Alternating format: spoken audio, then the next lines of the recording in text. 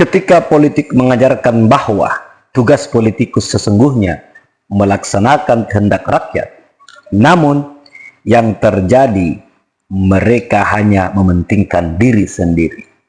Joseph Schumpeter.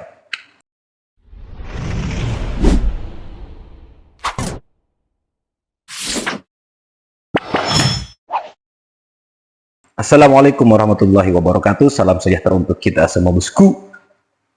Piye kabare? How are you today? Apa kabar kalian? Ya, saya berharap kalian semua baik-baik saja. Video kali ini saya merasa aneh. Kenapa? Karena pertama kali saya melihat ngabalin cerita tanpa nyerocos. Atau pertama kali saya melihat ngabalin itu cerita atau diskusi mode kalem. Ternyata sangat jauh berbeda dengan ngabalin aslinya. Seolah-olah ngabalin ini kayak orang menyamar lah gitu. Karena kan kita tahu sendiri ngabalin itu identik dengan nyerocos, tidak mau kalah kalau bicara, tidak mau kalah argumen. Nah, jadi agak aneh kiranya ketika ia berbicara dengan mode kalem, agak lain. Nah, kemudian Mas Gibran menanggapi video beredar kemarin tentang fotonya tidak dipasang di gedung DPR. Katanya itu kemudian sepertinya ia membuat balasan untuk DPR dengan cara apa? Membuka pengaduan masyarakat di Istana Wapres. Agak lain ini. Oke, tanpa berbasa-basi mari kita simak videonya. Sejak saya dulu di Komisi 1, itu di Komisi Luar Negeri. Komisi 1 Komisi Luar Negeri 2009. Kalau Bapak bisa lihat jejak digitalnya, pasti Anda menemukan satu referensi luar biasa yang muncul hari ini kita bicarakan. Saya dan pada waktu itu kalau nggak salah partai PDIP.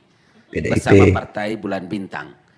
Satu-satunya kami membuat minderhead nota atas penolakan penetapan anggaran tentang Angkatan Laut pada waktu itu.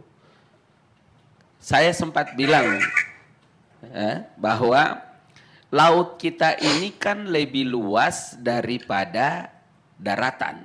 Republik Indonesia ini di laut itu jauh lebih luas daripada di daratan. Ya. Maka dibaliklah logikanya. Kalau begitu maka seluruh kekayaan laut itu kalau bisa dijaga dengan baik dan dimanfaatkan, maka itu akan jauh lebih banyak daripada harta kekayaan kita di darat. Kalau kita sadar akan harta dan wilayah-wilayah laut kita, maka negara harus memberikan pengamanan yang kuat terhadap wilayah-wilayah kita di laut. Itulah pada waktu itu kami membuat minderhead nota, menolak dan mengajukan keberatan karena usulan-usulan anggaran pada waktu itu dibatalkan. Ini, Pak, bayangkan uang Lego jangkar itu Coast Guard Angkatan Laut itu Rp750, naik Rp1.000, naik Rp1.500, uang lauk pauknya itu. Udah deh, nggak usah banyak cakap lah di situ. Karena itulah saya kemarin mengatakan bahwa ya jangan kita marah, jangan kita tersinggung. Kita sudah tahu ini halaman rumah kita. Kita sudah tahu ini adalah batas wilayah kita. Kenapa kita tidak pagari? Kalau ada orang lewat kemudian ada mangga jatuh kemudian dia singgah mengambil dan segala macam, dari awal kita sudah bilang. Nah, pada posisi inilah maka kesadaran kita terhadap hak-hak kedaulatan kita dan seluruh harta kekayaan negara itu harus dijaga. Yang jaga itu tidak ada lain, tentara, Bung. Tentara, Bung. Tentara. Darat bukan, tentara laut namanya itu Angkatan Laut gitu. Sehingga ketika saya ditanya tentang persoalan ini, Solo itu ini apa pidato pertama Mas Gibran setelah dilantik. Ini yang kalian anggap ngantuk kalau cerita. Kalau Pak Mendagri ternyata tidak rajin mengontrol inflasi di tiap-tiap kota. minus 0,1, Fufu Fafa.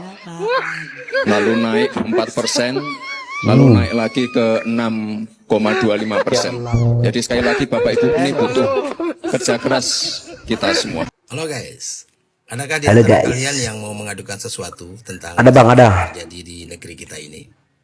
Nah, sekarang ada poskonya, namanya Lapor Mas Wapres. Jadi, Lapor Mas Wapres ini ya. layanan hotline pengaduan masyarakat, bisa datang langsung, bisa lewat nomor telepon. Nah, poskonya dibuka di Kompleks Istana Wakil Presiden. Gitu. Jadi sudah dimulai hari ini nih, dibuka dari jam 8 pagi sampai jam 2 siang. Ya, tadi adalah beberapa orang ke sana, tapi nggak tahu melaporkan apa. Nah, kalau kita amati di media sosial kita ya, beberapa waktu belakangan ini kan ramai sekali nih akun Gerindra di tag oleh masyarakat, mengadu masalah segala macam Ya, admin Gerindra. di negara kita ini, diadukan ke akun Gerindra. Nah, lalu tiba-tiba Gibran buat posko pengaduan lapor Mas Wapres, nggak mau kalah saingan nih. Aneh sekali ya untuk tidak melihat hubungannya. Nah, memang sulit untuk kita tidak menilai ini sebagai usaha untuk membangun elektoral gitu, untuk tetap berada di on the spot ya, di sorotan kamera agar terus diperbincangkan menuju 2029 gitu. Yang dipikirkan hanya ini saja, kampanye. Target 2029. Nah, kalau kita lihat pada fakta kenyataannya adalah ya kita lihat sendirilah, Gibran jangankan menerima pengaduan masyarakat gitu ya, ditanya wartawan saja bungkam kan, kabur-kaburan. Bagaimana dengan pengaduan masyarakat? Apakah masyarakat mengadu ke sini harus bawa solusi sendiri gitu? Nah, jadi sangat jelas bahwa ini adalah sebagai usaha untuk membangun narasi Wapres mendengarkan. Padahal kita lihat juga di Solo waktu dia menjadi wali kota ya, ada layanan seperti ini nih, hotline ya, tapi entah yang jawab siapa.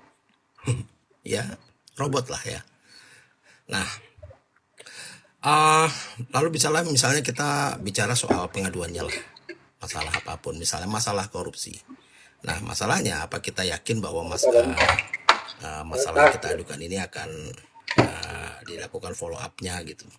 Atau jangan-jangan nanti kita mengadukan satu masalah, nanti malah dijadikan kartu as gitu, kartu truf sebagai alat untuk menyandra untuk kepentingan pribadinya, seperti yang sudah.